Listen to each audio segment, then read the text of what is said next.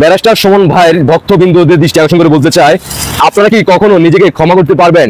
Barrister Suman ভাই বিগত যে কয়দিন আপনাদের সাথে ছিল এবং কি আপনাদের এলাকায় মহল্লায় রাস্তাঘাট থেকে শুরু করে ব্রিজ নিজের অর্থ দিয়ে আপনাদেরকে সুযোগ করে দিছে, আপনাদের জীবন সুন্দর করে পরিচালনা করার জন্য তিনি তার জায়গা থেকে সর্বোচ্চ চেষ্টা করছে। আপনারা কি কখনো নিজেকে ক্ষমা করতে পারবেন যারা এখনো চুপ হয়ে আছেন? আসুন আগে আমরা শুনে আসি ওই যে আমাদের ব্যারিস্টার সুমন ভাইয়ের সাথে তিনি মাঝে মধ্যে বিবৃতি দিত, সেখানে উপস্থিত থাকতেন আমাদের সহকর্মী উকিল আফা। তার মুখ থেকে শুনলে পরবর্তীতে বাকিটা আমরা বুঝিয়ে বলবো। শুনে থাকুন। আমার তো দরকার নেই, আমি যেহেতু রাজনীতি করি না, আমি রাজনীতির বাইরের মানুষ। অবশ্যই আমি তো এখনো বলি, আমি অনেক ইন্টারভিউতে বলেছি he is a very good hearted person এবং উনি সব মানুষের জন্য করে এবং সুখা বাংলাদেশের অ্যাসেট, এটা সবাই জানে। সো এই জিনিসটা আমাদের মনে রাখা উচিত। জাস্ট বিকজ উনি একটা দল করতো বলে এবং তাও স্বতন্ত্র থেকে উনি জিতেছিল, কেন ওনাকে এরকম হারাস এখনো করা উচিত? খুবই দুঃখজনক। কি শুনলেন তো? সবার দৃষ্টি আকর্ষণ করে বলবো, জয় বাংলা সৈনিক ভাই বোনেরা সর্বোচ্চ শেয়ার করবেন যাতে করে ব্যারিস্টার সুমন ভাইয়ের ভক্তবৃন্দ যারা এবং কি যারা তার দ্বারা উপকৃত হয়েছে তাদের কাছে যেন ভিডিওটা পৌঁছানোর দায়িত্ব আপনাদের জয় বাংলা সৈনিকদের।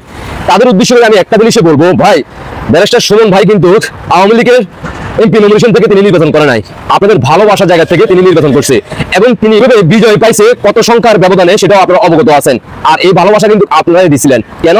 তিনি বিগত দিনে নির্বাচনের আগ মুহূর্তে তিনি দীর্ঘদিন থেকে আপনাদের এলাকায় যে কোনো প্রান্তে, বাংলাদেশের যে কোনো প্রান্তে তিনি গেছেন, সামনে যে কোনো অন্যায় দেখছেন তিনি প্রতিবাদে গর্জে উঠছেন, কথা বলছেন।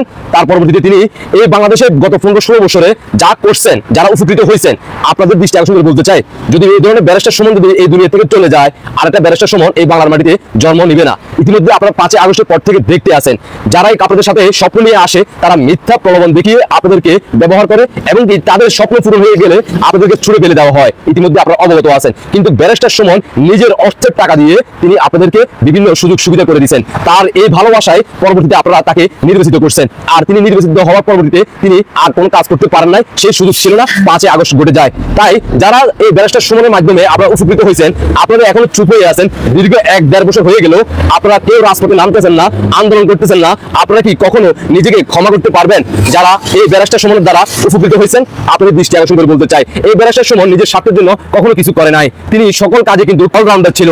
খেলাধুলা বলেন, স্কুল মাদ্রাসা বলেন, গ্রামের যে কোনো রাস্তাঘাট থেকে কারবার থেকে শুরু করে ব্যক্তি কারো জীবনে কোনো ধরনের সমস্যা হলে তিনি সেখানে যাইতেন, আর তিনি তার জায়গা থেকে তিনি সর্বোচ্চ আপনাদেরকে সহযোগিতা করতো। আর এর বিনিময়ে কিন্তু আপনারা তাকে এমপি হওয়ার স্বপ্ন দেখিয়েছিলেন এবং তিনি দ্বারা তার পরবর্তীতে আপনারা তাকে বিজয় এনে ভূমিকা পালন করেন। আর বিজয়ের পরবর্তীতে তিনি আর কোনো কাজ করতে পারে নাই, কারণ 5 আগস্ট ঘটে যায়। আপনাদের দৃষ্টি আকর্ষণ করে বলতে চাই, যারা চুপ হয়ে আছেন, তাহলে আপনাদের দৃষ্টি আকর্ষণ করে এটুকু বলবো, আপনারা নিজেকে কখনো ক্ষমা করতে পারবেন না যদি রুখে না দাঁড়ান, এই বাংলার মাটিকে মুক্ত না করেন। আর এই ব্যারিস্টার সুমনকে যদি মুক্ত না করেন, তাহলে এই বাংলার মাটিতে আর দ্বিতীয় ব্যারিস্টার সুমন আপনারা পাবেন না।